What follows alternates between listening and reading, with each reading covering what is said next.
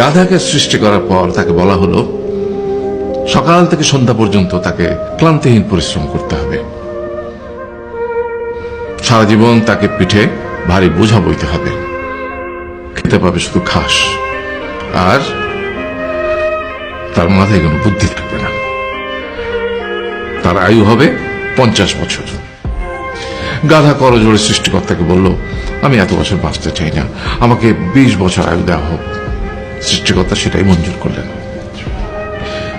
কুকুরকে যখন সৃষ্টি করা হলো তখন তাকে বলা হলো যে সে হবে মানুষের সবচেয়ে বড় বন্ধু, কিন্তু সে খাবে মানুষের উচ্ছিষ্ট, এবং তার আয়ু হবে 30 বছর। কুকুর সৃষ্টিকর্তাকে বলল, আমি এত বছর বাঁচতে চাই না, আমাকে 15 বছর আয়ু দেওয়া হোক। সেটাই মঞ্জুর করা হলো। এরপর বানরকে বলা হলো, তুমি শুধু গাছের এ ডাল থেকে ও ডালে ঝুল খাবে এবং নানান রকম ফন্দি ফিকির করে মানুষকে আনন্দ দেবে, তোমার আয়ু হবে 20 বছর। বানর বলল, আমি 20 বছর বাঁচতে চাই না, আমাকে 10 বছর দেওয়া হোক। সেটাই মঞ্জুর করা হলো। এবার এলো পুরুষ মানুষের পালা।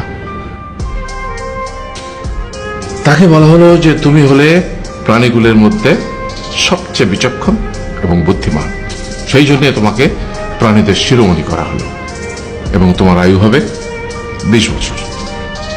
তখন পুরুষ মানুষ বলল, করজোড়ে বলল সৃষ্টিকর্তাকে যে 20 বছর আয়ু অত্যন্ত কম, হে প্রভু, আমাকে ওই গাধার সে যে 30 বছর আয়ু চায়নি সেটা আমাকে দেয়া হোক, ওই যে কুকুর 15 বছর ফিরিয়ে দিয়েছিল সেটাও আমাকে দেয়া হোক, আর যে বানর 10 বছর নেয়নি সেটাও আমাকে দেয়া হোক।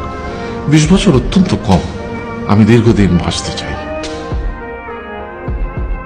সৃষ্টিকর্তা সেটাও মঞ্জুর করলেন। তারপর কি হলো? সেই থেকে ছেলেরা পুরুষ মানুষ হিসেবে বাঁচে 20 বছর, তারপরের 30 বছর সংসারের বোঝা পিঠে করে বয়ে বেড়ায়, সেটা কার মতো? গাধার মতো। তারপরের 15 বছর সে তার ছেলে মেয়েরা যা দেয় সেই রকম ঠিক কুকুরের মতো উচ্ছিষ্ট খেয়ে বাঁচে। আর তারপরে বৃদ্ধ বয়সে ঠিক বানরের মতো, যেমন গাছের এডাল থেকে ওডাল ঝুল খায় বানর, তেমনি এই ছেলের বাড়ি থেকে ওই ছেলের বাড়ি, আর নানান রকম ফন্দি ফিকির করে তার নাতি নাতনিদের আনন্দ দেওয়ার চেষ্টা করে।